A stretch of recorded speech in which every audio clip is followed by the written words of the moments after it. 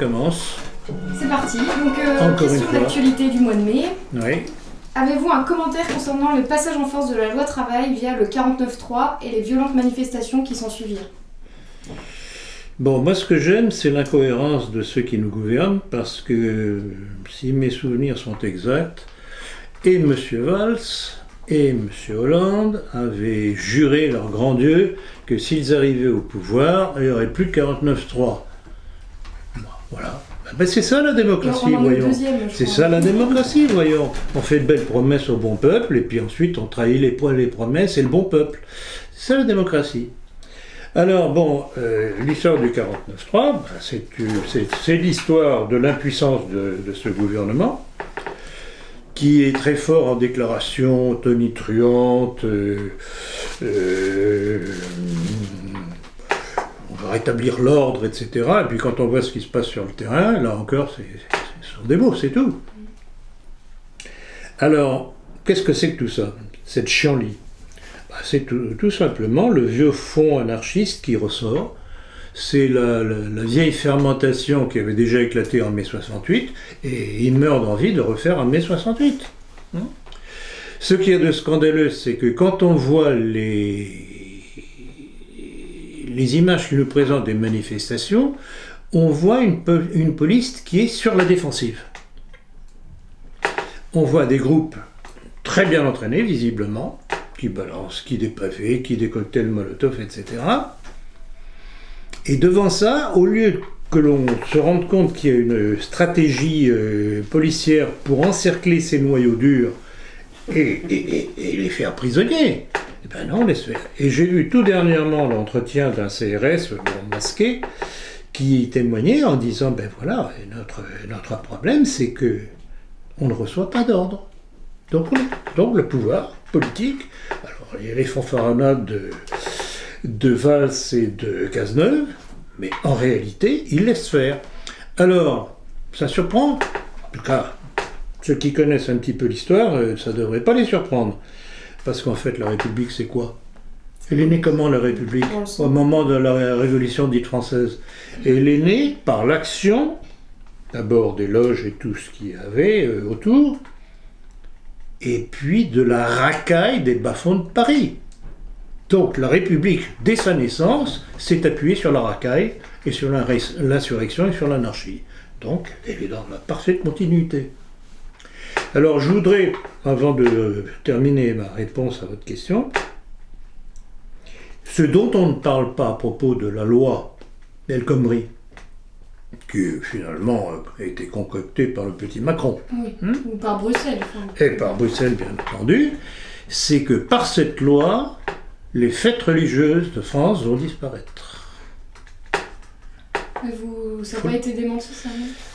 Pas à ma connaissance, on verra. Encore un coup porté au... Ah ben bien entendu, mais tout est fait par progression, par bons successifs, plus ou moins progressifs. Et comme je l'explique régulièrement, avec la droite libérale, c'est beaucoup plus lent, plus doux, plus soft, comme on dit. Avec la gauche, c'est beaucoup plus brutal. Ils croient qu'ils ont gagné. Pas terminé.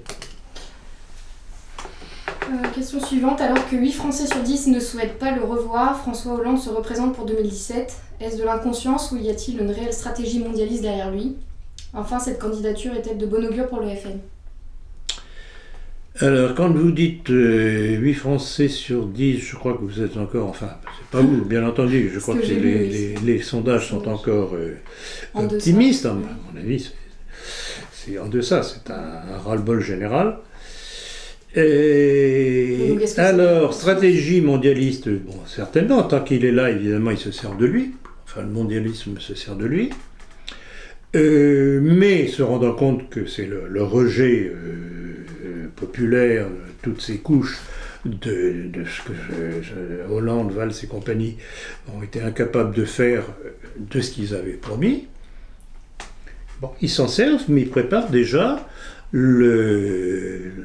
la solution de remplacement. La relève. Comment croyez-vous qu'on nous sorte maintenant Macron, hein?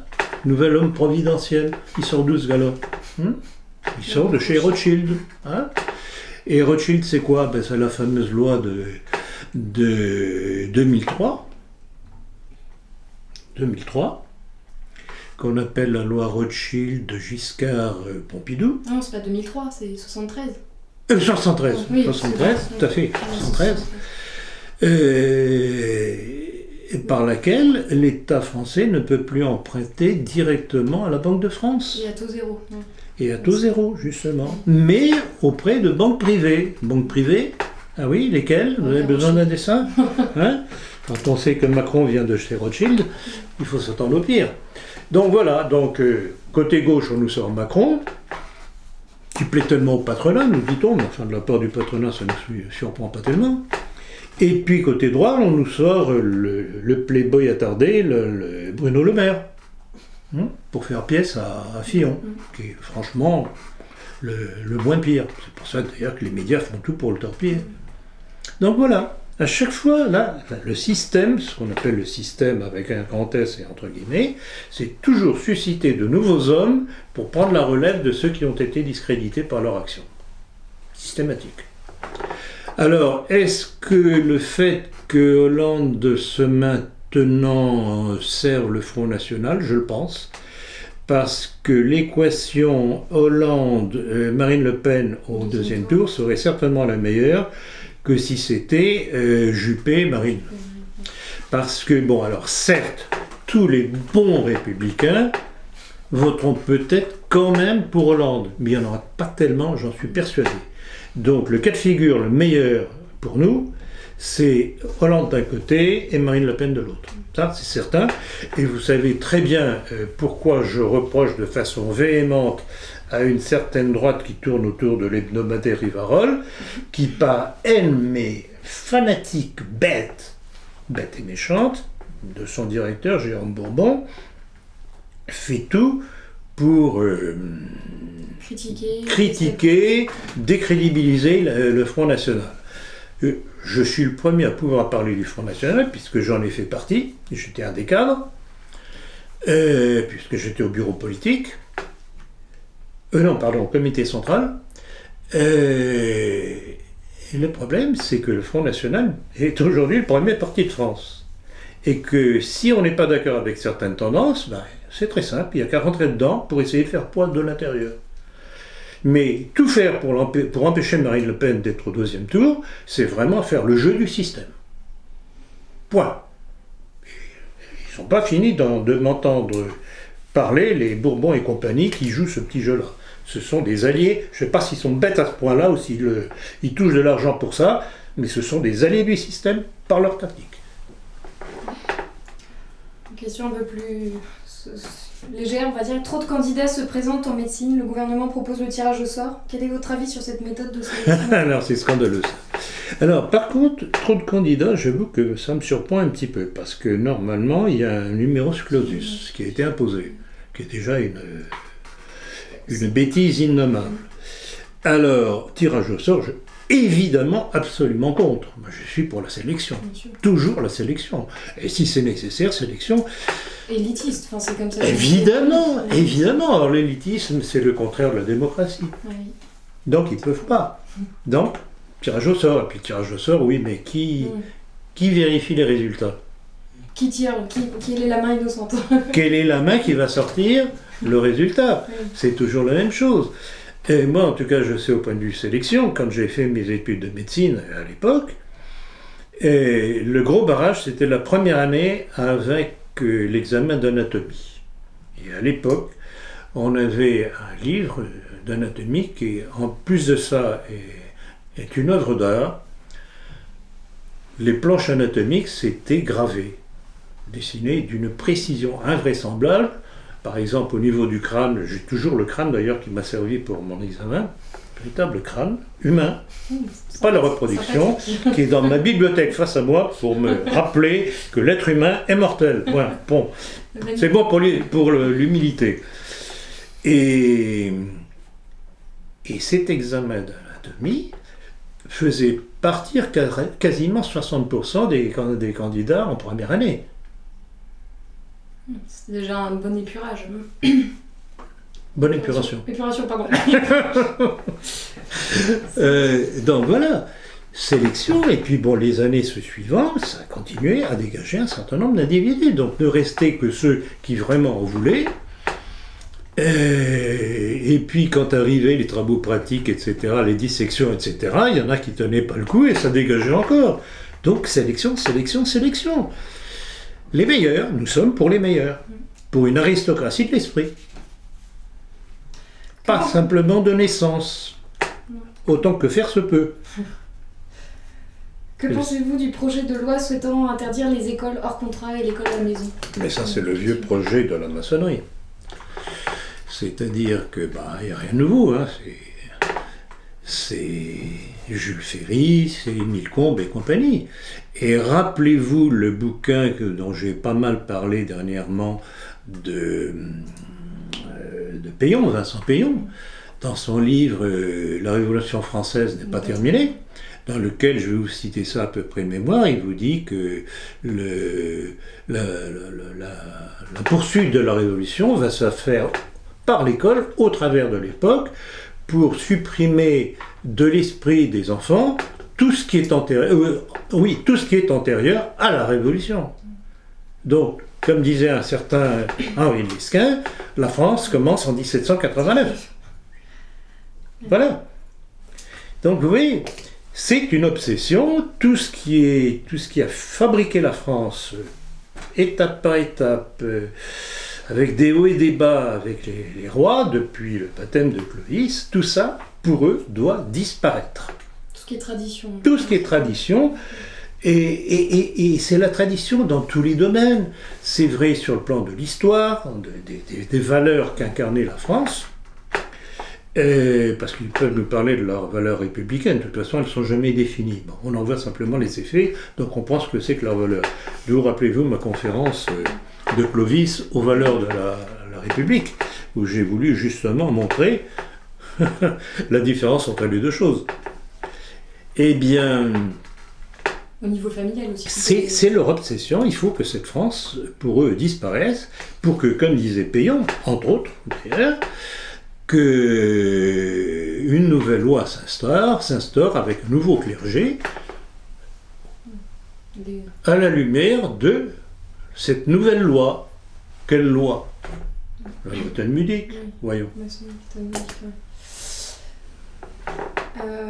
En lien avec le noachisme, d'ailleurs. Alors, exactement, très bon rappel. Le noachisme, alors qu'est-ce que c'est?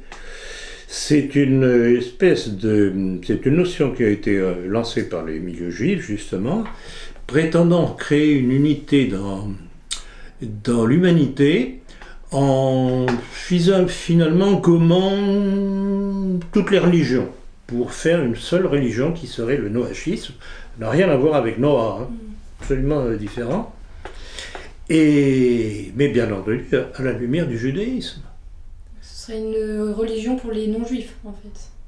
Une religion pour les non-juifs, mais sous contrôle de la loi mosaïque. Et quand vous voyez le décret Nostra Aetate, qui a été fait après Vatican II, où on se rend compte que l'Église oublie tous ses dogmes pour pouvoir entrer dans une espèce d'œcuménisme, justement sous l'éclairage de ce noachisme. Eh bien, le noachisme, c'est quoi finalement? C'est l'œcuménisme. C'est le tronc commun de tous les œcuménismes que nous vivons aujourd'hui. Il n'y a plus de vérité. Il n'y a plus de vérité. Alors on vous dit, chacun a sa vérité, ceci, je crois beaucoup. Si chacun a ses vérités, il n'y a pas de vérité. Le mot vérité veut dire une chose. Alors on peut la percevoir diversement et se tromper. Mais il y a une seule vérité. Et moi, ce qui me fait toujours réagir, c'est de voir comment les gens se laissent manipuler avec cette notion-là, parce que, en fait, ce qui donne le mieux la notion, la direction de la vérité, c'est l'adéquation plutôt, entre ce qui est annoncé comme vérité et les résultats de cette vérité. Si les résultats sont mauvais, c'est pas une C'est vérité. pas une vérité, oui. C'est de l'empirisme, c'est tout. Qu'on soit croyant ou pas croyant, c'est de l'empirisme. Et donc les non-croyants peuvent très bien rejoindre la vérité s'ils ont cette préoccupation pragmatique, scientifique, de voir l'adéquation entre les principes et les résultats. Que dire de la polémique concernant le choix du chanteur Black M pour la commémoration de la bataille de Verdun? Alors, c'est à la fois scandaleux et ça ne manque pas de sel. Parce que, évidemment, choisir cet individu, c'était en quelque sorte un crachat à la figure justement de la France qu'ils ne veulent pas. France de Verdun.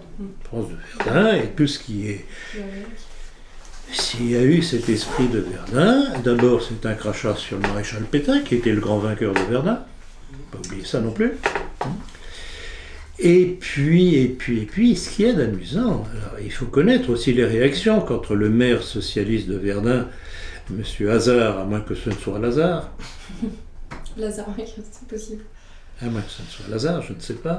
Je laisse ça à nos auditeurs qui creusent un petit peu la question. Et le plus amusant, c'est que, après avoir entendu les réactions furibondes de Jack Lang, disant qu'il ne fallait pas accepter la loi du Front National, etc., et puis la juive marocaine, ministre de l'Éducation dite nationale, Audrey Azoulay, scandalisée contre ce retour à l'ordre moral. Ce retour à l'ordre moral. Et puis Valls et Hollande les appuyant, Hollande disant que de toute façon il était prêt à fournir les effectifs de police pour imposer le chanteur à la fin de la commémoration de Verdun. Ouais, donc cette histoire n'est pas terminée, ils vont certainement... Oui, c'est le 29 qu'on le saura. Comme si les forces de police n'étaient pas déjà absolument dépassées, fatiguées, éreintées et furieuses. Ils vont envoyer encore des escadrons là-bas pour imposer leur chanteur rap. Mais le plus amusant, c'est pour ça que je disais que c'est tout de même drôle cette histoire-là, c'est que parmi les chansons rap, apparemment il y aurait quelques strophes un petit peu antisémites. Alors ce monde-là politique est en pleine contradiction. C'est ce que j'appelle les contradictions internes du système démocratique. Donc il y a une façon de voir, primaire de voir la chose, c'est un crachat à la face de la France et de ceux qui sont morts pour la défendre, mais en même temps, en soutenant le chanteur rap, ils soutiennent une certaine forme d'antisémitisme. C'est à mourir de rire. C'est comique, oui. Comique. Oui. En avril dernier s'est tenu le banquet pour les 65 ans de Rivarol. Avez-vous eu des commentaires des participants? Oh que oui. Oh que oui. Alors ça a été par mail, par courrier, le courrier quand la poste achemine correctement les lettres, au téléphone, etc. J'ai eu une quantité de réactions, de descriptions de ce qui s'était passé, ce qui m'a permis d'ailleurs de faire l'éditorial de l'avant-dernier numéro de La Politique, ou le dernier. Mais ceux qui ont pris contact avec nous sont furieux, indignés, furieux, et je dirais que Jérôme Bourbon s'est tiré une balle dans le pied. Ça va, à mon avis, à terme, ça va lui coûter cher. Pourquoi sont-ils furieux? Pourquoi est-ce qu'ils sont furieux, les commentaires? Parce que ce sont des gens qui sont de bons nationalistes, et quand ils ont vu l'aéropage qui était convié, écoutez, un Le Pen, non mais c'est ça. C'est soit à hurler de rire, soit à hurler d'exaspération.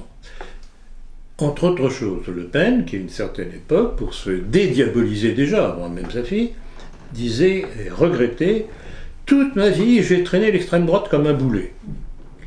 Et ces imbéciles, cette majorité d'imbéciles qui étaient au banquet de Rivarol, l'ont applaudi, alors qu'ils se disent, eux, d'extrême droite. Oui.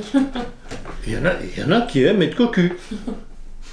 là, qui aime être coquet, franchement. Donc voilà, là, ceux qui ont pris contact avec nous, évidemment. D'ailleurs, beaucoup n'y étaient pas. Hein, il y en a qui y étaient, qui nous ont fait une très bonne description de ce qui s'était passé, qui étaient allés là par curiosité, déjà exaspérés de voir ce que c'était, mais pour voir ce qui allait se passer. Et on est en pleine incohérence. Alors, l'Esquin, un journal dont le directeur, entre autres, et les autres collaborateurs, se disent nationalistes. Et puis, Bourbon, qui, en plus de cela, se dit c'est des vacantistes, c'est-à-dire catholique, tradit, plus pur que pur que pur que pur. Il invite qui? Un républicain. Un républicain, déjà un Le Pen qui est vie de bâton de chaise, glissons là-dessus. Libéral. Libéral, bien entendu, républicain, bien entendu, je parle de Le Pen. Quant à l'Esquin, bien entendu, on le sait encore plus, puisqu'il fait des déclarations maçonniques. Son histoire qu'il a publiée, son article qu'il avait publié, et qu'il nie toujours avoir publié, puisqu'il a eu le culot de le mettre sur les réseaux sociaux, et je l'ai mis au défi d'un débat avec production de son article, aux yeux de tout le monde. Et Lesquin qui vous dit que la France est née avec la Déclaration des droits de l'homme de 1789. C'est pas tout à fait une déclaration nationaliste. Alors même qu'il se dit nationaliste lui-même, nationaliste et libéral. Ah bon? Nationaliste. Mais est-ce que les mots ont encore un sens? C'est contradictoire. Absolument contradictoire. C'est antinomique. Et puis alors, ce malheureux, si j'ose dire, Chéric dit de Olmeta, au parcours maçonnique, et vous verrez justement ce que je sors de ce que je sais de lui sur son engagement maçonnique. Et voilà ce que un certain Jérôme Bourbon a invité avec les Benedetti, les André Gandillon et compagnie. Un Gandillon qui se félicitait que tout un chacun avait gommé ses différences. Ce sont des différences abyssales. Est-ce que vous ne pensez pas que c'est dû à un manque de doctrine que c'est... Ça, ma chère, je vous laisse la responsabilité de votre déclaration. Ça me semble évident. Ils se disent nationalistes. C'est pas du nationalisme, ça, quand on accepte des choses contraires. Alors, ils croient qu'en faisant l'union avec des tendances contraires, ils vont créer une force. C'est une annulation de force qu'ils font là. C'est tout. Voilà. Et tout ça parce que, n'ayant pas réellement de troupes derrière eux, ils essayent de faire nombre en prenant tout et n'importe quoi. Ah, c'est tout. Voilà.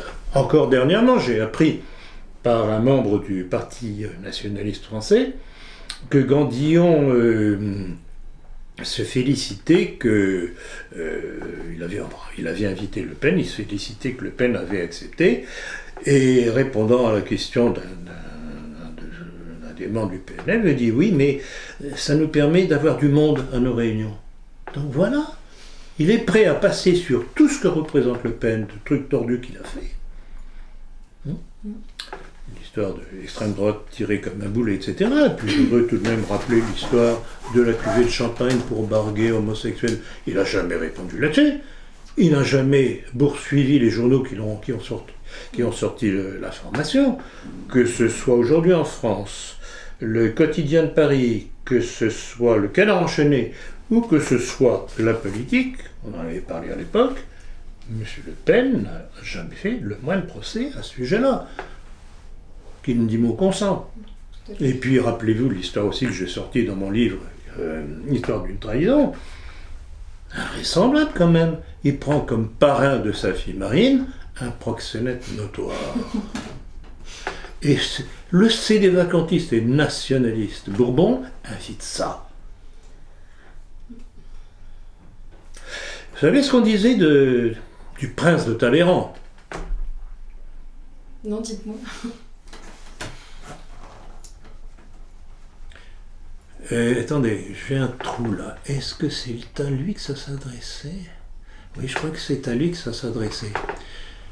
On disait de lui de la merde dans un bas de soie. J'avais déjà entendu cette réplique. Et donc ça s'applique à Le Pen également. Ça s'applique à tous ses invités. Il a invité des gens qui ne sont pas compatibles avec l'étiquette qu'il prétend défendre. Pour en revenir sur le Parti nationaliste français, comment ce nouveau parti évolue-t-il, justement?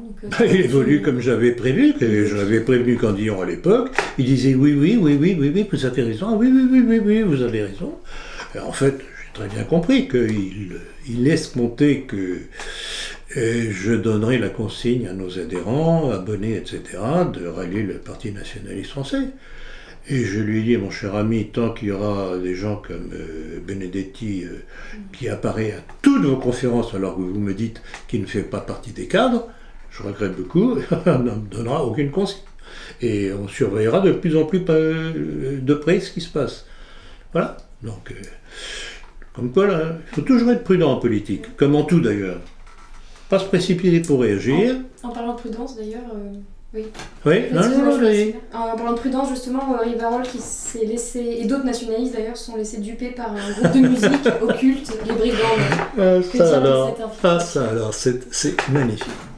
Bon, j'avoue que on a eu une petite faille dans la politique à ce sujet-là. On aurait dû en parler, faire carrément une étude à ce sujet-là dès le début.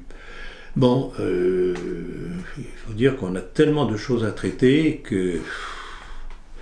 Au début, je me rappelle, mes collaborateurs et moi, on avait trouvé ça folklorique. On avait dès le début relevé cet aspect ésotérique curieux. Mais bon, c'était pas tellement appesanti. On avait, je me rappelle plus exactement les termes, mais je crois qu'on en avait parlé dans la politique à l'époque. Ça doit remonter facilement à 8 mois au moins. Mais on avait traité ça de façon anecdotique, en ridiculisant un petit peu la chose, mais sans porter. Et je regrette, on aurait dû faire un truc beaucoup plus sérieux. Mais à l'époque, on ne se doutait pas que ça allait prendre cette importance dans ces milieux dits nationalistes. Ils tombent dans tous les panneaux. Ils se font... je regrette beaucoup, cocufier à tour de bras, mais à croire qu'ils aiment ça. C'est pas croyable. Alors, les lamentations de Bourbon après avoir laissé chanter la gloire des brigandes d'Henri Varol par ce malheureux Thierry Bouzard. Thierry Bouzard, qui a été l'ancien rédacteur en chef de la revue de Maigret, de Bruno Maigret. Le Chêne. Non, ancien rédacteur en chef. Bon, je ne vais pas trop charger ce garçon, mais ce sont des gens qui ne creusent pas les sujets. Ils s'emballent. Bon, visiblement, le truc d'ailleurs des Brigands était très bien fait. Il faut le reconnaître. La musique était agréable, prenante. Il y avait des parties pas mal ciblées dans les parties neutres. C'était bien fait. Il ne faut jamais mépriser l'ennemi. L'ennemi peut être intelligent, c'est ça qui le rend dangereux d'ailleurs. C'était donc bien fait. Mais ils ont vu ça comme ça. Pourquoi n'ont-ils pas perçu ce que nous avions perçu? C'est parce qu'ils n'ont pas de culture politique, ou bien s'ils ont une certaine culture politique, prenez l'histoire de la maçonnerie, du complot. Pourquoi croyez-vous que nous sommes pratiquement les seuls, dans la politique, dans mes entretiens et conférences, à marteler constamment sur le complot judéo-maçonnique? Ces milieux-là, mais ça les dérange d'en parler. Donc, ils ne pichent pas. Quand on peut déceler le petit élément qui montre qu'il y a anguille sous roche, ils ne le voient pas. Ou bien ils ne veulent pas le voir. Je ne sais pas. Mais voilà. Alors, dans cette histoire-là, ils se sont ridiculisés, une fois de plus. Mais visiblement, ils se sont aperçus du côté occulte des brigandes lorsqu'elles ont fait une musique sur les jésuites. Oui, question, pourquoi les jésuites souffrent-ils d'une mauvaise image et souvent d'une assimilation au nouvel ordre mondial? Alors, c'est très intéressant. Première constatation. Les jésuites ont toujours été persécutés par les pouvoirs maçonniques. En France, ça a commencé sous Louis XV avec Choiseul. Au Portugal avec le marquis de Pombal. Curieux quand même. Et alors, il me revient périodiquement par différents correspondants, parce que ce qu'on reçoit comme courrier, c'est impressionnant, il y a tout et le contraire de tout. Qui me disent, ah oui, mais oui, les jésuites sont à l'origine du complot mondialiste, etc., etc. Alors quand on les pousse un petit peu dans leur retranchement, ce que l'on fait bien entendu, on s'aperçoit qu'en fait ils se basent sur un fait historique. C'est que, comme très souvent, et c'est toujours le cas d'ailleurs, quand certains juifs veulent infiltrer la société chrétienne, ils se convertissent. Alors en général, ils commencent par se convertir au protestantisme, ce qui permet, quand ils se convertissent au christianisme, sur les papiers, origine religieuse protestante, et non pas juif. Ouais. C'est plus discret. Plus discret, c'est discret, c'est discret. Et il se trouve que Adam Weishaupt, le fondateur des Illuminés de Bavière, s'est converti et a été élève des jésuites. Et donc vous voyez le point de départ, c'est ça. Donc c'est le type même du faux syllogisme, comme il a été élève des jésuites, donc les jésuites sont à l'origine du complot mondialiste. Mais non, il a eu une éducation jésuite, d'ailleurs le nombre de francs-maçons qui ont été dans des écoles catholiques, qui connaissent peut-être encore mieux que certains catholiques l'enseignement catholique pour pouvoir l'attaquer, c'est pas une preuve qu'il ait été jésuite. Il l'a fait parce qu'il voulait savoir ce que c'était que cette entreprise d'éducation de la jeunesse. Je suis un ancien des jésuites. Donc je suis un mondialiste. Hein, ça se voit. Ça se voit. Et donc voilà. Et puis on pense à l'abbé Baruel, c'était un jésuite. Alors justement, l'abbé Baruel, qui n'était pas d'ailleurs jésuite du tout. Ah non, il était pas mais jésuite. non, à ma connaissance, je crois pas. Tiens. Il me semblait. Bon, Mais peu importe, mais l'intérêt de l'abbé Baruel, jésuite ou pas jésuite, c'est que c'est lui qui a rendu public les documents saisis par la police du grand électeur de Bavière sur un nommé Lang, qui était un affilié de la secte des Illuminés de Bavière. Et qui, donc c'était un messager qui un jour était sur la route, était tombé foudroyé.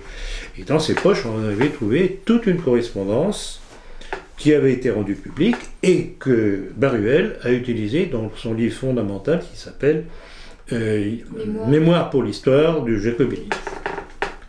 Donc voilà, pour répondre à votre question, pourquoi est-ce que les jésuites sont attaqués en disant qu'ils sont à l'origine de... C'est tout simplement se basant sur le fait que Weishaupt a été élève des jésuites. D'accord. Quel regard portez-vous sur Boris Lelay, condamné à 2 ans de prison pour incitation à la haine raciale ? Il l'a cherché. Alors Lelay, j'avoue qu'au début, il était sympathique, il faisait des analyses pas mal du tout. Tout de même, une chose qui m'a toujours dérangé, c'est qu'il était fanatiquement séparatiste breton. Or, je regrette beaucoup qu'il soit breton, basque ou autre, ces gens-là ne se rendent pas compte qu'ils font le jeu du mondialisme, puisque le jeu du mondialisme, c'est de créer des régions au détriment de la nation. Fragmenter pour avoir des partis plus faibles face à eux. Ça, c'est la démarche mondialiste. Ça, apparemment, il ne l'avait pas pigé. Deuxièmement, nous avons, en tout cas nous, avec mes amis, constaté tout de même une certaine évolution dans son discours. Alors qu'au début, il faisait des analyses très, très justes sur le mondialisme, progressivement, ce discours s'est mué en anti-islamisme primaire. Alors, je veux bien croire que le spectacle d'un peu trop de musulmans chez nous est dérangeant, tout à fait d'accord, mais c'est pas comme ça qu'on va régler le problème. Donc, il a été condamné dernièrement pour injure raciale, parce que là, finalement, il n'y a pas à aller avec le dos de la cuillère. Et je ne suis pas d'accord, parce que pas plus que le christianisme n'est monolithique. L'islam non plus. L'islam encore moins. Quand on voit, ils sont en pleine guerre de religion, comme nous l'avons été avec les protestants, et c'est pas terminé d'ailleurs. Elle n'est plus violente, sanglante comme elle l'a été, mais il y a toujours l'opposition. Donc c'est vraiment, je dirais, une méconnaissance assez primaire de ce qu'est l'islam réellement.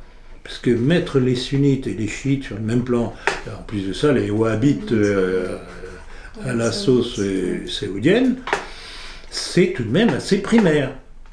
Donc, je regrette pour lui qu'il ait été, mais bon, il a récolté ce qu'il a semé. Bon, on peut quand même constater Enfin, dire que ces 2 ans de prison, c'est tout de même beaucoup comparé à... Ah, mais bien entendu, mais c'est évident. Ben, si quelqu'un se met à dire pique-pente du christianisme, il lui arrive à rien. Non. C'est évident, mais c'est là que c'est scandaleux. Bon, le problème, c'est qu'il faut connaître l'adversaire. Quand on se bat, il faut connaître d'abord l'adversaire, savoir comment il va réagir. Et là, en l'occurrence, c'est pas forcément l'islam. Et c'est pas forcément l'islam. Écoutez, quand même, quand on voit comment les chiites, les chiites sont matraqués à travers le monde, que ce soit en Irak, en Syrie, notamment, par le mondialisme, il y a les Américains, la Turquie et Israël bien entendu, il doit y avoir une raison quand même. Et d'ailleurs, ce sont des régimes qui ont toujours protégé les minorités religieuses, que ce soit en Irak ou en Syrie. Pouvez-vous expliquer les différents courants existant au sein des royalistes, légitimistes, orléanistes, providentialistes? Bon, alors là, je crois que vous mélangez tout de même des choses différentes. Je sais pas si un courant. Bon, alors, la question, s'il y a une différence entre orléanistes et légitimistes, ça, effectivement, c'est une chose bien circonscrite. Par contre, je ne vois pas pourquoi l'allusion aux providentialistes. Alors bon, dans la mesure peut-être où Pierre Hillard est monarchiste et providentialiste. Ça oui, mais enfin là c'est un petit peu mélanger les choses. Donc je vais répondre surtout sur la différence, ça va être vite fait, entre orléanistes et légitimistes. Les orléanistes, comme le nom l'indique, ce sont les descendants des Orléans, donc de Philippe Égalité, duc d'Orléans, qui a voté la mort de son cousin Louis XVI pour pouvoir prendre sa place. Et qui sont restés toujours dans la ligne de la... En fait, ce sont des partisans du parlementarisme à l'anglaise. C'est Montesquieu. D'accord. C'est Montesquieu.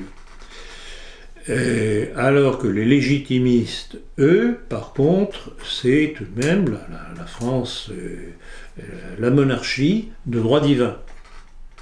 La monarchie de droit divin, ça ne se mélange pas avec le parlementarisme à l'anglaise. Ça ne colle pas. Le problème, et ça c'est tout le problème des partisans du système monarchique, moi je suis partisan du système monarchique, parce qu'il est évidemment beaucoup plus sain que ce soit une famille qui soit investie des intérêts du pays qu'elle est censée représenter à la lumière des lois divines, qui doit les canaliser, auxquelles ils doivent obéir, donc c'est un guide, plutôt que des républiques qui changent, qui sont irresponsables. On est déjà la 5e, par exemple, république. 5e, mais toutes les républiques, toutes, qui sont irresponsables de tous les dégâts qu'elles ont pu faire. Donc voilà la grande différence entre orléaniste et légitimiste, c'est ça. Alors le problème, c'est que les deux prétendants connus, orléanistes, ils tiennent pas la route. Quand on voit leurs déclarations, ils sont... T'as celui qui sera le plus démocrate. Je regrette beaucoup, non? Si c'est pour être démocrate, un président de la République, ça c'est l'affaire aussi. Donc Louis XX non plus, c'est ça? Louis XX non plus, c'est invraisemblable. Je connais des fanatiques partisans de Louis XX qui m'invitent d'ailleurs régulièrement à des conférences. Et dès le début, je leur avais dit, comptez pas sur moi pour faire la publicité de Louis XX, compte tenu de ces... Bon, ils m'invitaient quand même, c'était gentil. Et dernièrement, ils m'ont dit, mais c'est plus possible, on ne peut pas le suivre. Ah, ils ont changé. Ah, ils ont changé. Ouais. Donc, on peut et on doit être partisan du système monarchique, mais bien entendu de la monarchie de droit divin. Mais donc qui? C'est ça la question. Ben voilà, c'est la question. Et c'est pour ça quand... C'est la question, mais pourquoi les partisans de la monarchie, quel qu'il soit, veulent-ils enfermer le problème monarchique entre deux individus qui ont, paraît-il, par les liens de sang, je ne veux pas rentrer dans les détails de succession, auraient droit à occuper le trône. Écapé. Qu'est-ce qui s'est passé? Ça a été une rupture. C'était une rupture parce qu'à un moment donné, devant la faiblesse de la succession monarchique, il y a un préfet de palais, c'était son titre, préfet de palais, et Capet qui a dit, bon, maintenant ça suffit. C'est moi, et vous allez obéir.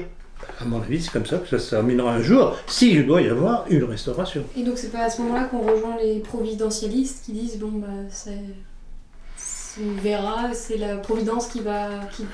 Aide-toi et le ciel Oui, t'aidera. certes. Parce que c'est trop facile. On attend que le cheval blanc descende du ciel avec le prétendant. Aide-toi et le ciel t'aidera. Très bien. Question suivante. Qui est côté religion. Avez-vous un commentaire sur la visite de Bernie Sanders au Vatican? Ce malheureux pape François, il n'en ratera pas une. À la limite, s'il n'y avait pas tout le passif qu'il traîne derrière lui, déjà depuis le peu de temps où il est sur le trône de pierre, on dirait, accueillir quelqu'un qui est totalement hostile, pourquoi pas, on peut toujours essayer de le convertir. Le problème, c'est qui convertit qui? Oui, en plus. C'est ça le problème. Bernie Sanders est juif. Alors Bernie Sanders est juif, sensibilité communiste, il est pour l'avortement, il est pour le LGBT et compagnie, etc., etc., etc. Alors il faut tout de même être cohérent, ou bien la papauté représente un certain nombre de principes, que jusqu'à ces derniers temps, au moins jusqu'à Vatican II, ça a été le cas, avec les hauts et les bas de l'Église quand même, parce que ça n'a pas été un long fleuve tranquille, le christianisme, depuis ses débuts. Et puis un pape maintenant qui a l'air d'être plus préoccupé que les médias parlent de lui, et qui pour ce faire fait des déclarations qui vont dans le sens de ce qu'attendent les médias et ceux qui sont derrière les médias, bien entendu. Notamment avec sa possibilité envisagée d'ouvrir le diaconat aux femmes. C'est tout et n'importe quoi, là aussi. C'est une des vieilles marottes des modernistes. C'est ouvrir la prêtrise aux femmes. Mais écoutez, ou bien le problème de l'Église catholique, c'est une religion dogmatique. Personne n'est obligé d'y adhérer. Mais si on se dit catholique, ipso facto, on doit respecter ses dogmes. C'est pas une religion évolutive. C'est une religion basée sur le dogme. Et c'est pour ça que jusqu'à présent, elle a tout de même survécu. Regardez les divisions des protestants, c'est invraisemblable. Ils sont divisés entre eux, mais c'est impressionnant. Il y a le bouquin, l'étude remarquable de Bossuet sur les sectes, les multiples sectes protestantes. C'est devenu des sectes. Quelle sera selon vous, donc question internationale, quel sera selon vous l'avenir du Brésil après la destitution de sa présidente Dilma Rousseff? Alors là, je vais reprendre un petit texte que j'ai trouvé tout dernièrement. Où est-ce que j'ai mis ça? Parce que vraiment, merci de la question, Diane. Très bonne question. Très bonne question. Alors, est-ce que j'ai ça dans mes petites notes?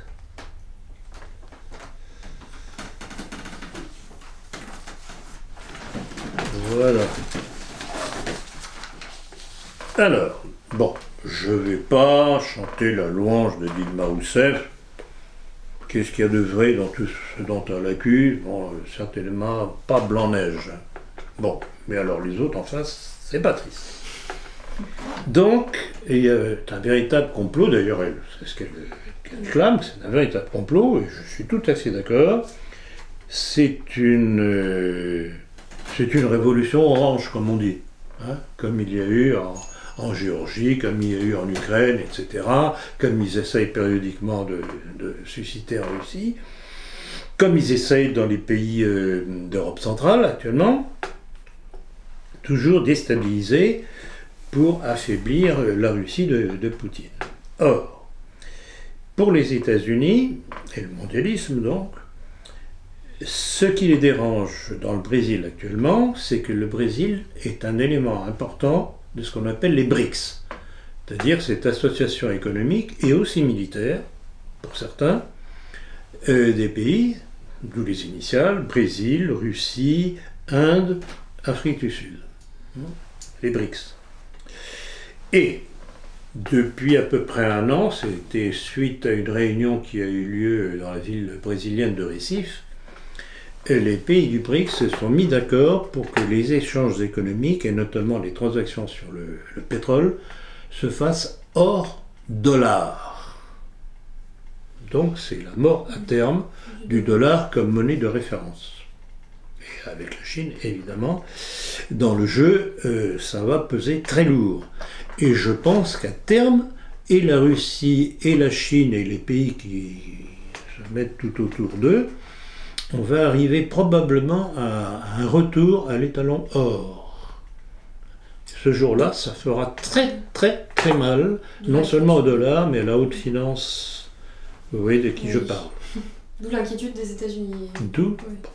D'où la volonté de déstabiliser un membre des BRICS, qui est le Brésil.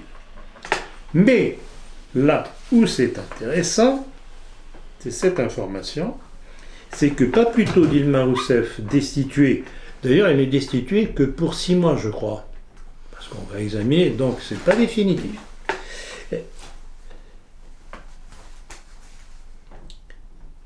Le nouveau président de la Banque centrale du Brésil est l'Israélien, pas juif, l'Israélien Ilan Goldfein de Haïfa, qui a été nommé le 16 mai président de la Banque centrale du Brésil. Il n'est même pas brésilien. Bah oui, c'est ce que j'allais dire. Même pas brésilien. Il n'a pas la double nationalité. Il n'a pas la double nationalité. Donc ça veut dire quoi? Eh bien, c'est la prise en main du Brésil par la finance juive. Bien sûr. Alors comment pensez-vous Quelle meilleure démonstration voulez-vous? Il n'y a pas de complot, bien entendu. Hein? Comment, à votre avis, Poutine et les BRICS vont-ils réagir? Enfin, les BRICS sans le... Ah, mais ça, il ne faut pas s'attendre nécessairement à une réaction rapide de Poutine. Poutine, et ça je l'approuve tout à fait dans cette démarche, étudie l'échiquier. Il réfléchit. Il voit sur quelle force il peut s'appuyer, et puis à un moment donné, il sort un truc, auquel, en général, personne ne s'attend. Et rappelez-vous, ma conférence sur Poutine, le grain de sable dans la machinerie du nouvel ordre mondial, et Poutine a 2 caractéristiques qui me plaisent parce que j'ai pratiqué les 2 choses, certainement pas au même niveau que lui en tout cas, mais qui m'ont parfaitement, je dirais, formé et qui me permettent de comprendre sa tactique. C'est le judo et les échecs. Donc, complémentaire. C'est complémentaire. D'une part, le judo, je me répète, mais je crois que c'est toujours bon à faire savoir.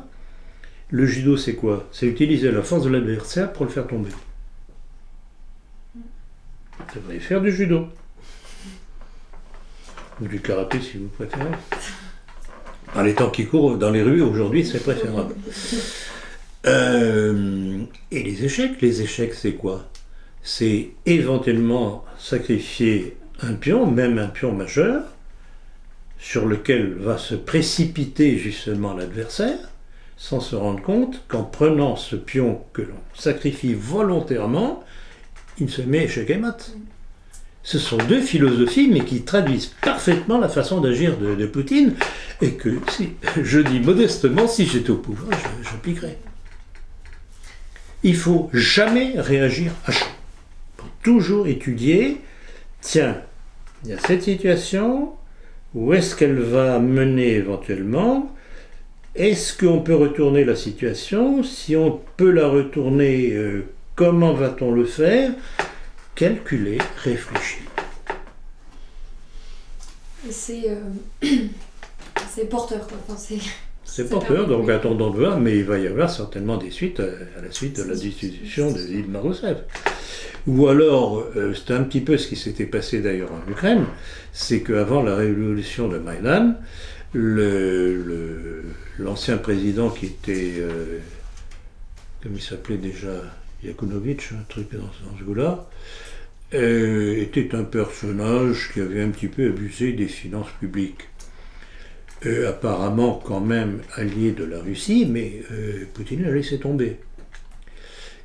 Curieusement, il a laissé faire. Je ne sais pas pourquoi il a laissé faire comme ça. Mais là encore, moi, l'impression qu'il me donne dans cette affaire d'Ukraine, c'est qu'il laisse pourrir la situation. Parce qu'il va y avoir une insurrection en Ukraine dans pas longtemps. Tel que l'Ukraine est en train de plonger sur tous les plans économiques, sécurité, etc. C'est invraisemblable. Donc là encore, on s'est dit, tiens, pourquoi est-ce que Poutine a laissé faire? Il a laissé faire peut-être parce qu'il n'avait pas d'homme sous la main capable d'assumer la situation. Et il s'est dit, bon d'accord, ils veulent faire cette expérience-là, faites-la, on verra. D'ailleurs, pour continuer sur l'Ukraine et la Russie, l'Eurovision a été une nouvelle occasion de l'Occident sioniste pour tacler la Russie. Pensez-vous de la victoire du représentant ukrainien? Alors, justement, c'est intéressant. Si vous allez sur Internet, quand j'ai vu cette histoire-là, je me suis dit, tiens, je vais tout de même aller voir le pourquoi de la chose. C'est évident, première réaction, évidemment, c'est pour embêter les Russes, pour les humilier.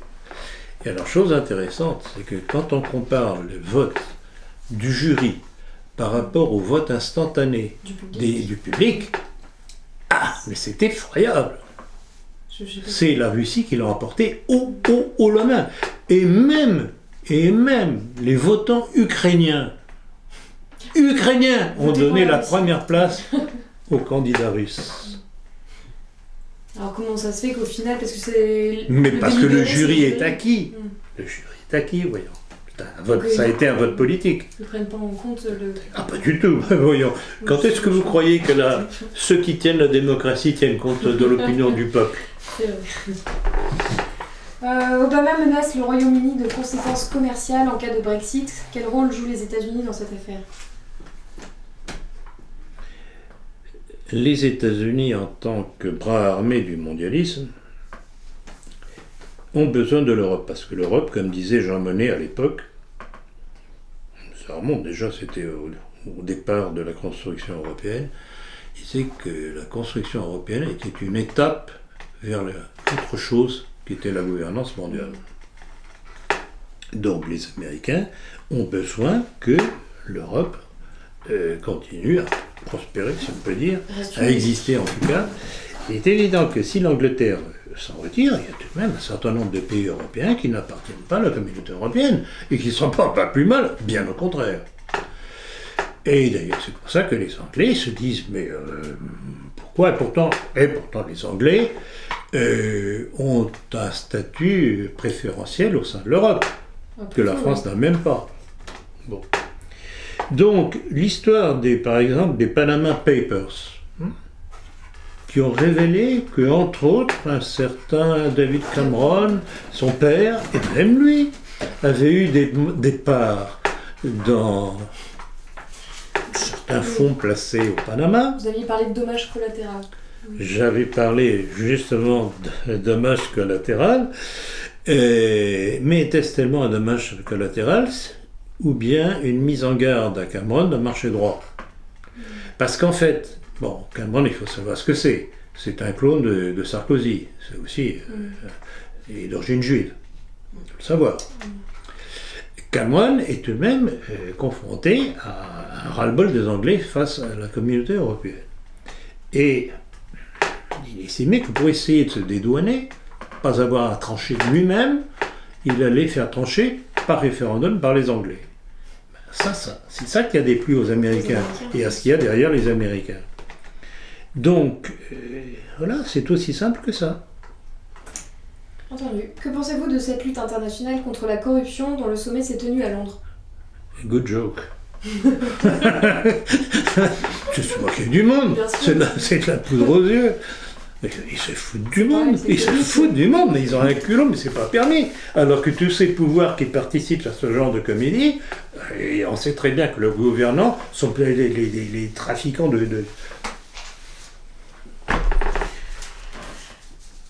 Autrefois, on attaquait les diligences. Aujourd'hui, ce sont les banques qui attaquent le bon peuple. On passer un niveau au-dessus. Avez-vous un commentaire concernant le nouveau maire de Londres?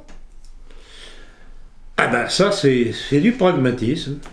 Les Anglais se sont laissés envahir par l'immigration pakistanaise et autres, enfin, de leur ex-empire, comme nous. Résultat.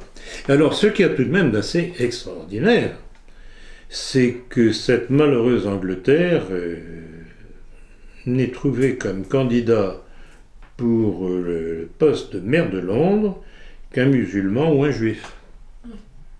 Et le juif, c'était pas n'importe qui.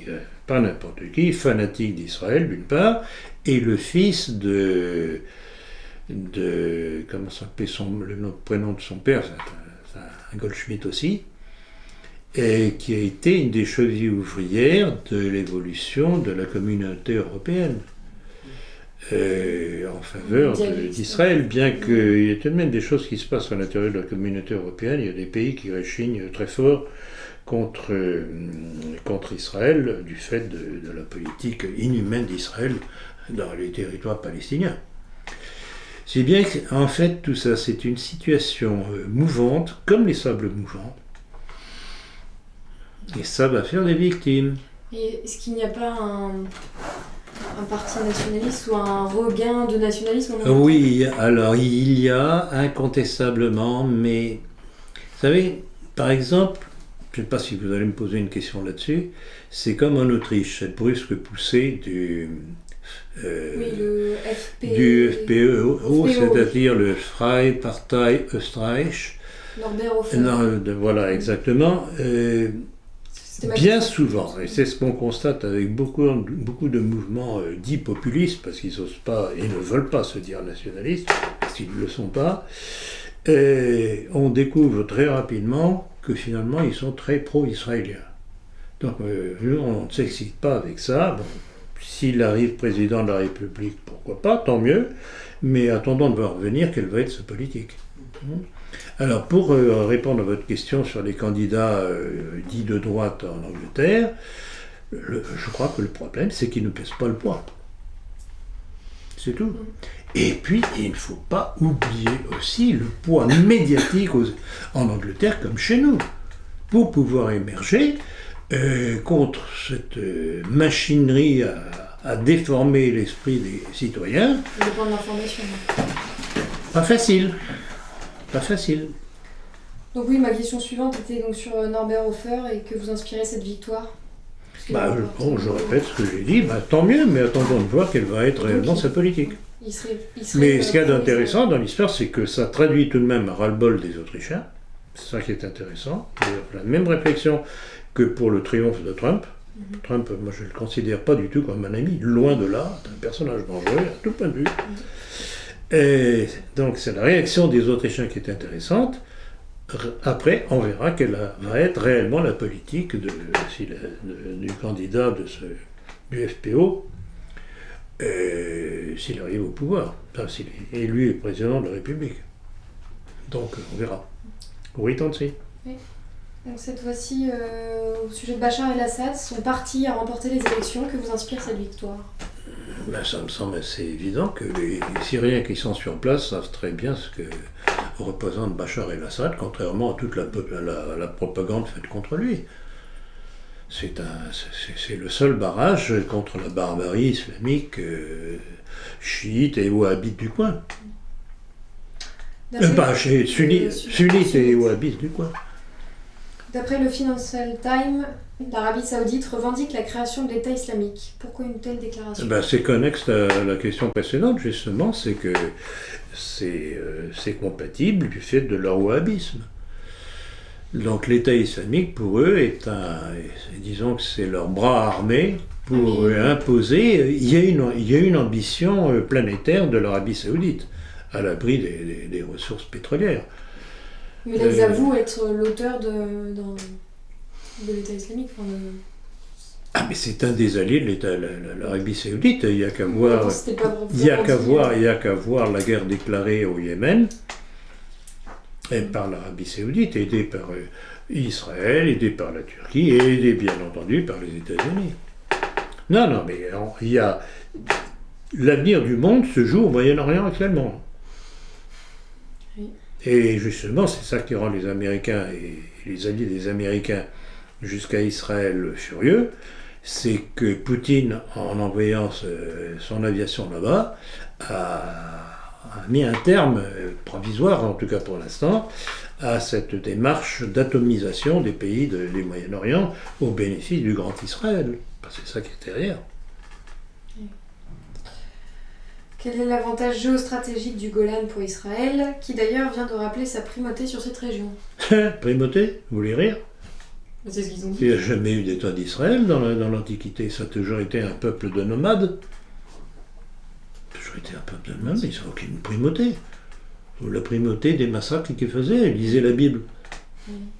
Comment ils se sont comportés. Il faudra d'ailleurs que je revienne un jour, peut-être dans le prochain, non pas le prochain, mais le numéro de la rentrée, ou juillet-août. Oui, peut-être, je vais faire quelque chose, une étude sur les Khazars. Parce que je commence à en avoir marre d'entendre dire il n'y a plus de juifs, il n'y a que des Khazars. Pas rigoler. Donc il n'y a pas de formation, il n'y a plus de juifs. Tout va bien. Et pour continuer sur ce problème du Moyen-Orient et de l'État d'Israël, comment est-ce que vous poseriez une solution ? Parce que certains, ceux qui se disent nationalistes, trouveraient une solution en défendant Israël. Et vous voyez ce que je veux dire ? Je vois très bien. Ils sont pro-israéliens pour encore une bonne question. Défendre comme une bonne question embarrassante. Très bien. Est-ce qu'il faut raser Israël de la carte ou est-ce que... Alors justement... Et c'est d'ailleurs pour ça qu'il y a certains juifs qui ne sont pas pour l'État d'Israël. Parce que avoir un État d'Israël, c'est risquer un jour que les pays qui auraient ras-le-bol l'omniprésence de certains juifs chez eux, leur disent écoutez, vous avez un pays, allez là-bas. Bon, nous en tant que nationalistes, c'est évident. Double nationalité, terminé. Vous êtes pour Israël, très bien. Vous avez un pays, allez-y. Donc, je vais certainement surprendre beaucoup de monde, bien que je l'ai déjà dit.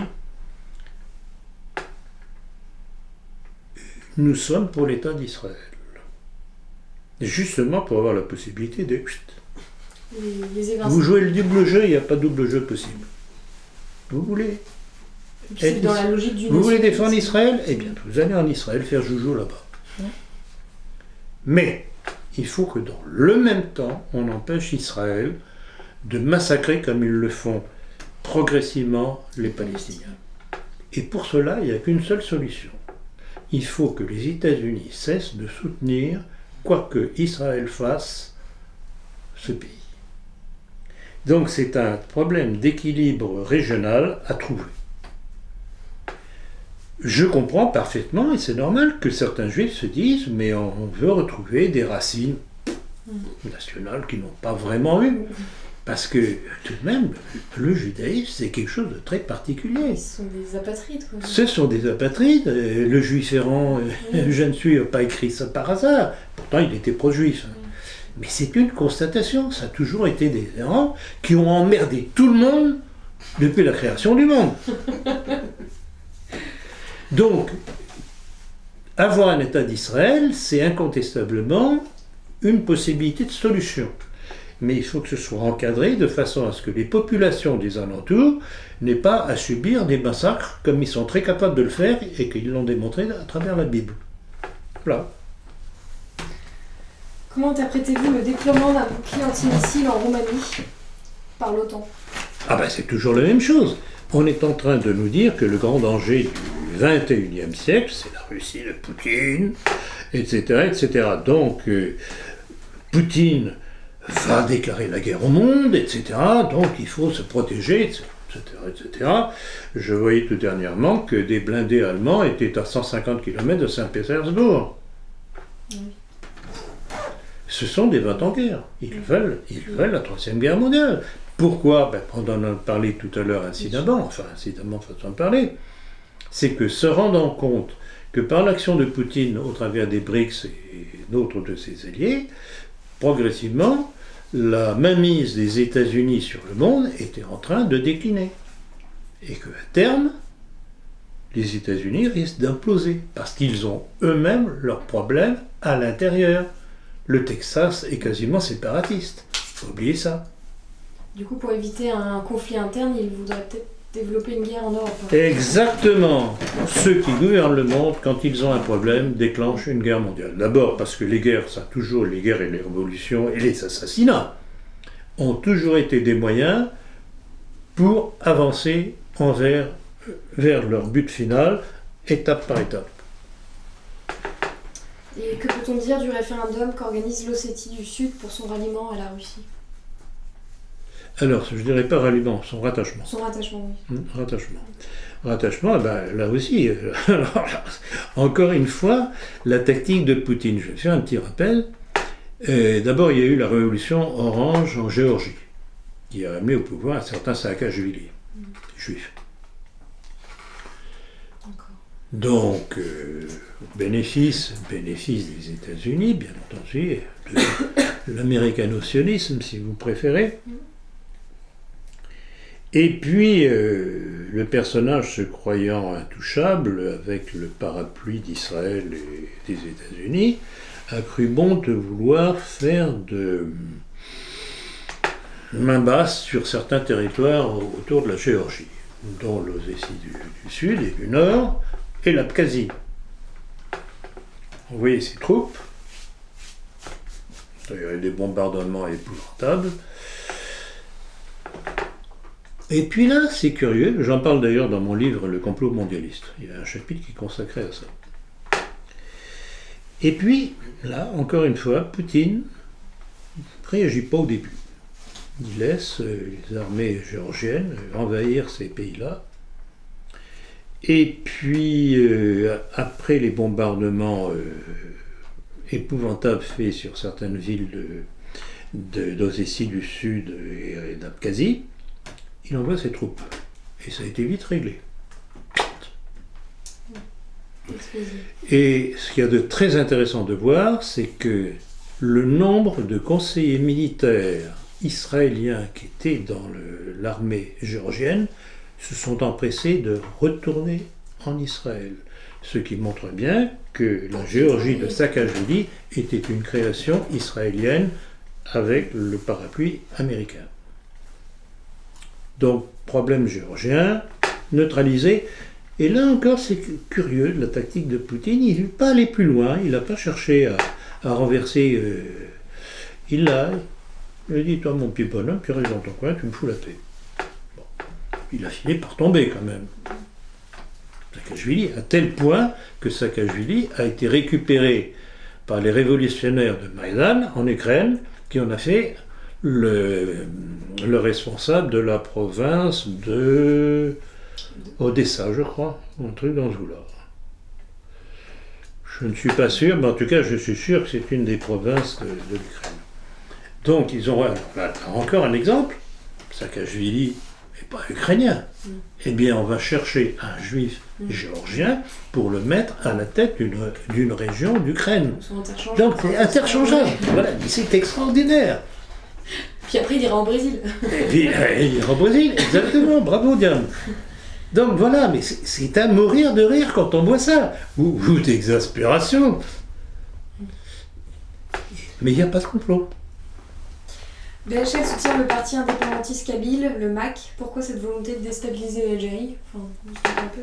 Je crois que votre question a la réponse. Oui, voilà. Hein, je crois. Hein. Eh bien, Bernard-Henri Lévy, après avoir fait le beau travail qu'il a fait avec son copain Sarkozy, Cameron et Obama en Libye, est toujours la même chose. C'est atomiser les pays de façon que ça ne constitue pas une force capable à s'opposer au plan mondialiste. Ça s'appelle diviser pour régner. Bonne vieille formule, diviser pour régner.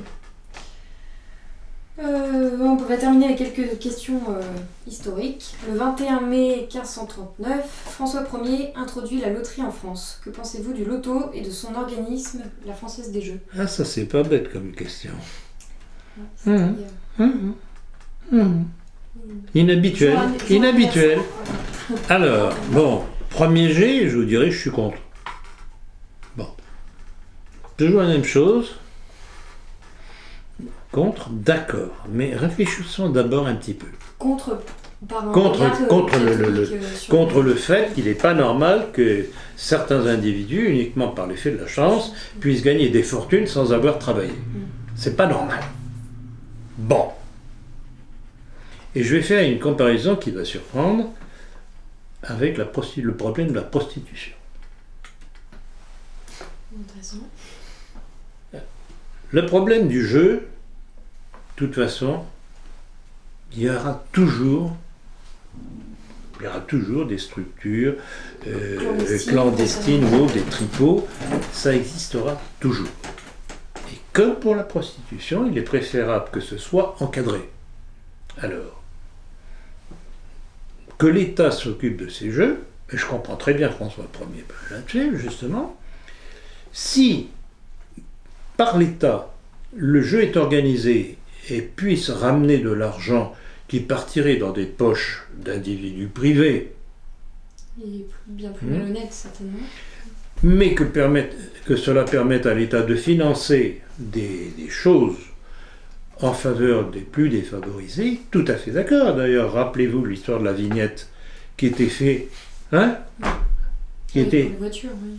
Oui, la vignette des voitures qui était faite justement pour les c'était quoi déjà? Personnes âgées, non? C'était pour les personnes âgées, exactement, c'était pour les personnes âgées. Ben, bien entendu, maintenant ça sert à autre chose. Eh bien, voilà, donc, finalement, alors que premier réflexe, c'est pas bien que certains gagnent de l'argent sans avoir travaillé, oui, mais la nature humaine étant telle, il vaut mieux que ce soit encadré. Et c'est pour ça que je fais la comparaison qui pourrait paraître surprenante avec les problèmes de la prostitution. Des maisons Et d'ailleurs, je vais faire mais je crois que je vous l'ai déjà raconté, mais enfin ceux qui nous écoutent ne le savent pas. Et lors de mon examen de bactériologie, je me suis fait péter par mon examinateur parce qu'il me pose la question suivante à propos de la syphilis, maladie sexuellement transmissible, etc. Et il me demande quelle est votre position sur la prostitution. Et je lui réponds la même position que Saint-Louis. Il me regarde comme ça. Étonné. Précisez votre pensée. Je dis, ben oui, de toute façon, la nature humaine est comme ça. Mais là aussi, il vaut mieux que ce soit fait dans des maisons surveillées, plutôt que la prostitution sauvage avec des proxénètes, etc., etc. Alors que dans des bordels, on peut surveiller la santé des prostituées, les mettre à l'abri des proxénètes, etc. Donc voilà. Il y a la vertu, soit pour le jeu ou la prostitution. Et puis il y a la nature humaine. Il ne faut jamais oublier la nature humaine. On ne fait pas des lois comme ça, béates de bonnes. Vous connaissez la formule « qui fait l'ange fait la bête ». Ben c'est ça. Hein, à force de vouloir être parfait, c'est pas bien ceci, c'est pas bien cela. Oui, mais les choses ne sont pas aussi simples que ça. Il y a une vertu de tempérance d'ailleurs, quelque chose comme ça. Tu vois, c'est une vertu de prudence. Prudence. À propos d'histoire, ainsi que... à propos d'histoire, que pensez-vous des dernières déclarations, pour le moins surprenantes, d'Henri de Lesquen sur les réseaux sociaux? Alors là, ça touchait la Shoah, il me semble. c'est invraisemblable. C'est absolument invraisemblable. J'en suis à me demander si cet homme est sain d'esprit. Est-ce que vous pouvez revenir sur les faits, parce que je trouve qu'on n'a pas tout... Bon, alors je vais le faire un petit peu de mémoire. Bon, alors, pour évoquer, pour ceux qui nous entendent, qui n'auraient pas connu toute la saga du personnage, il y a quelques années déjà, dans le numéro 40 de la lettre du Club de l'Horloge, puisqu'il est le président du Club de l'Horloge, qui maintenant s'appelle le Carrefour de l'Horloge. Bon. Il écrit ceci, la Déclaration des droits de l'homme de 1789 est l'acte de baptême de la nation française. Donc évacue les rois de France depuis Clovis qui ont fait la France. Son opinion. Petite parenthèse, il a osé sur les réseaux sociaux démentir qu'il ait jamais écrit ça, alors que j'ai le texte et je l'ai mis au défi, j'en ai parlé tout à l'heure, j'en reviens dessus, et il a démenti avoir été l'auteur de ça, et j'avais mis au défi, sur les réseaux sociaux, d'un débat public avec production de son texte. Bon. Courage, fuyons.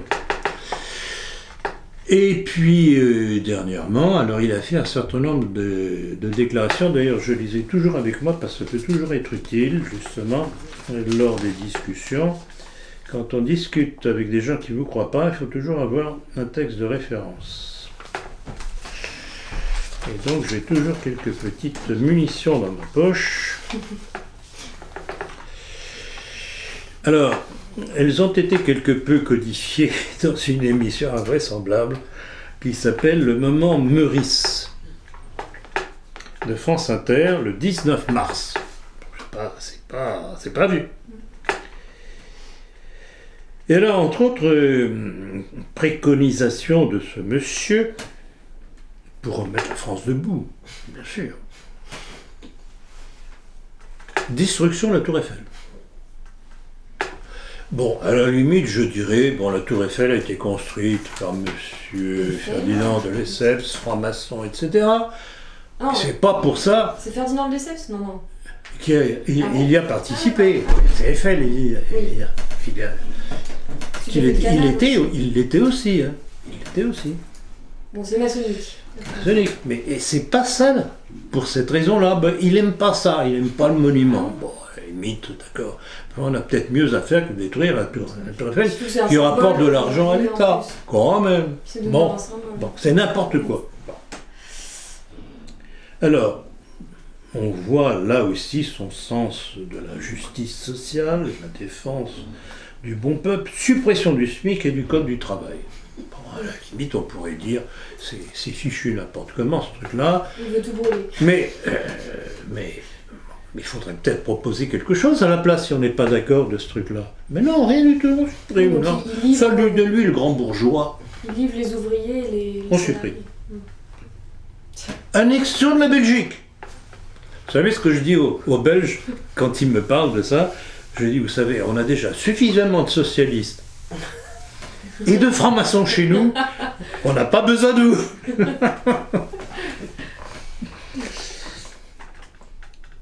Bannissement de la musique nègre.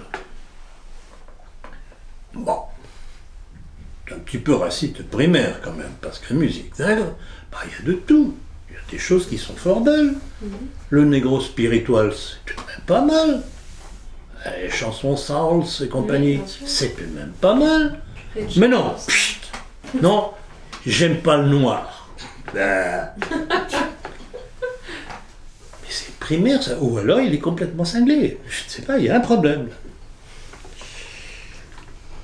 Et puis, retour au XVIIIe siècle, avant l'émergence du socialisme, pour balayer les acquis sociaux. Voilà. Non, mais c'est n'importe quoi. C'est un libéral. C'est du délire.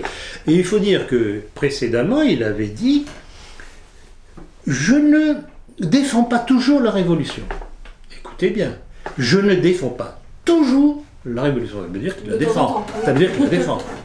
Mais je dois dire que la loi Le Chapelier il se garde bien de dire la loi d'Isaac le Chapelier. A été une fort bonne chose dans la mesure où ça a supprimé les syndicats. C'est un inculte, oui.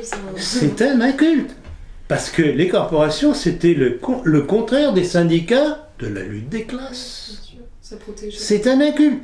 Alors, qu'est-ce que c'est que ce personnage de M. Henri de Lesquen-du-Plessis-Cassot? En plus de ça, son blason, connaissez l'histoire, on en a parlé dans la politique. Qui n'existe pas. Un blason,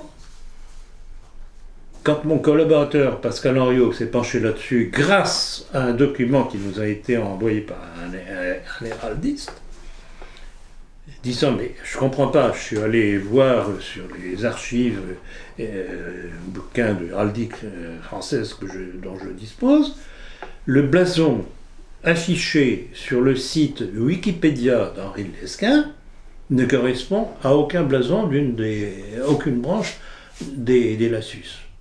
Qu'est-ce que c'est que cette histoire-là? Et pas plutôt l'article paru dans la politique que le site. Du site Wikipédia disparaissait le blason. C'est pas un peu curieux, ça? Pour le moment.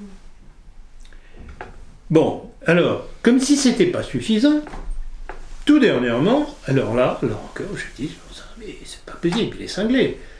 Il s'est mis à sortir des avanies sur les Juifs.